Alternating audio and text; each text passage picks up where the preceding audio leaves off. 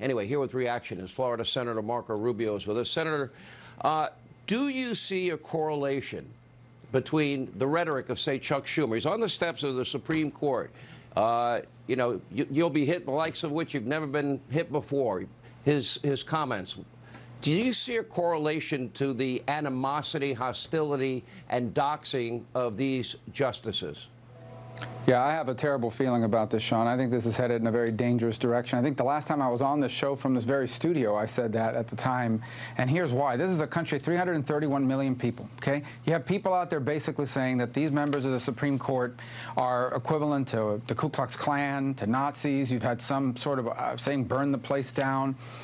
331 million people. It only takes a couple of them to look at that and say, well, if these people are that evil, the next step is to just take them out. And that's just the Supreme Court justices. Not to mention we've got hundreds of members of Congress that don't have U.S. Marshals outside their home. And we want to thank the U.S. Marshals for the role they played, or we would be having a very different day here today in Washington. But this is an incredibly serious thing. This is not the only guy in America with these thoughts in their head. And I have a very bad feeling about the direction this goes on either side. I'm not in favor of this happening to anybody. I don't want protesters showing them outside the house of Nancy Pelosi or Chuck Schumer or anybody else. I think there's a time, place, and manner for free speech to be regulated. You can say whatever you want, but there's got to be some limits to it. And in this particular case, it's illegal because these are judges that these people are trying to intimidate to make a decision that they want in a court case. To me, that's straight-up harassment, intimidation of these 9 justices, or in this case, the 6 conservatives. My question is, what about posting the addresses, or doxing as they call it, and giving out the locations of where these people that serve in government live? Isn't that inviting this intimidation?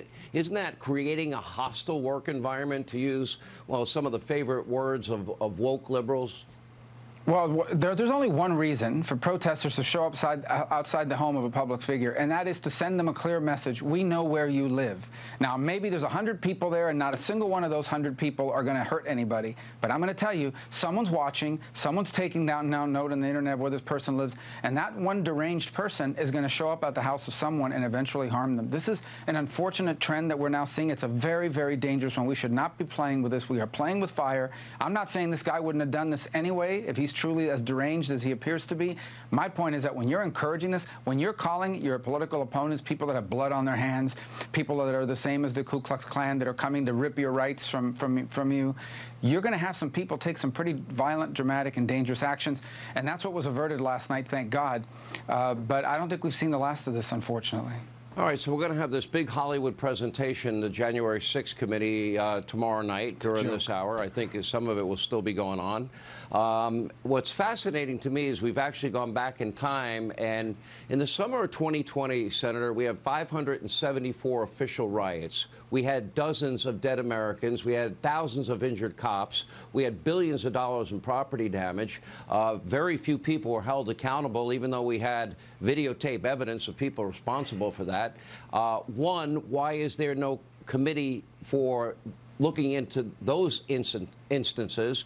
And two, I look at the Democrats, either they were silent, especially the ones on the committee, they were either silent about the summer of 2020, or they lied and say they were mostly peaceful when they were anything but peaceful. What does that tell you about their feigned outrage that we'll see on display tomorrow with their Hollywood production? Sean, from day one, I've said that if people committed crimes on that day, they should be prosecuted and convicted by a jury and so forth. And that's what's happening. Okay, this is a Hollywood paid political advertisement. They hired a producer to put this thing on. Okay, the criminal justice system is already dealing with it. But here's what it says about it. It says that if you're a member of Congress and something terrible happens here on the Capitol grounds, like what happened on that day, they're going to put a fence up. They won't do that for our country, but they'll put a fence up. They still have metal detectors in the House chamber, so members have to go through these metal detectors. They'll do all these extraordinary things and mobilize the National Guard.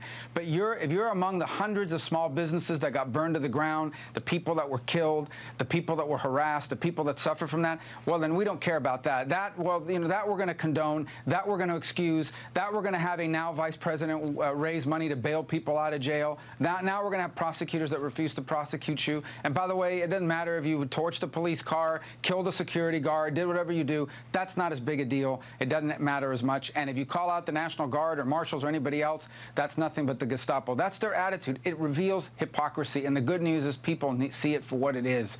That's why they're getting it handed to them all over the country, and why I think you're going to see that in November. Thank God as well.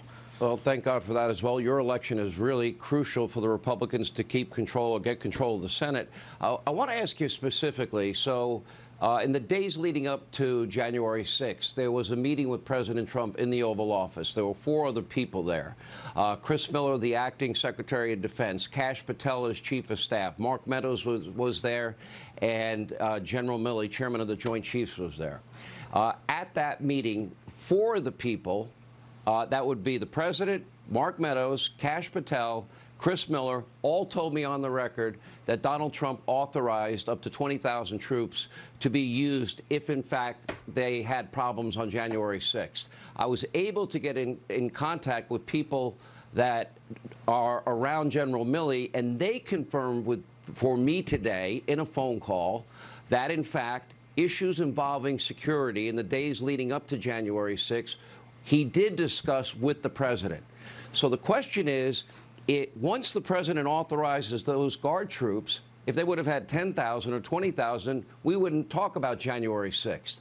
But the president then, the authority to call them up once he authorizes that as legally as required, then it goes to Nancy Pelosi and Muriel Bowser. They failed to call up those troops. My question is, how do you blame Donald Trump for that when it was their responsibility to take advantage of the resources he was offering them? Well, if this was a real congressional hearing and not a kangaroo court and not a circus and not a made-for-TV production and an infomercial for their political purposes, those are the questions they would be asking. That's exactly what they would be asking. It would be a review of why didn't Capitol Police, why didn't the Sergeant-at-Arms take advantage of these resources that were available? That's what you would be focused on. But they're not going to be focused on that. This is I mean, they moved this thing to prime time. They hired a producer to put it on. This is not a fact-finding mission. This is a 2-hour free documentary sponsored by virtually every major network in America except for this one that's willing to give it airtime. The only good thing about it is most Americans aren't going to watch this garbage. I mean, people already know what happened that day. They're watching the Justice Department take heed of it. There's not even one opposing voice. There's not even one person that would have asked the question of Muriel Bowser and Nancy Pelosi. You're right. It's like a kangaroo court. Senator, we're watching your re-election really closely. Thank you for being with us.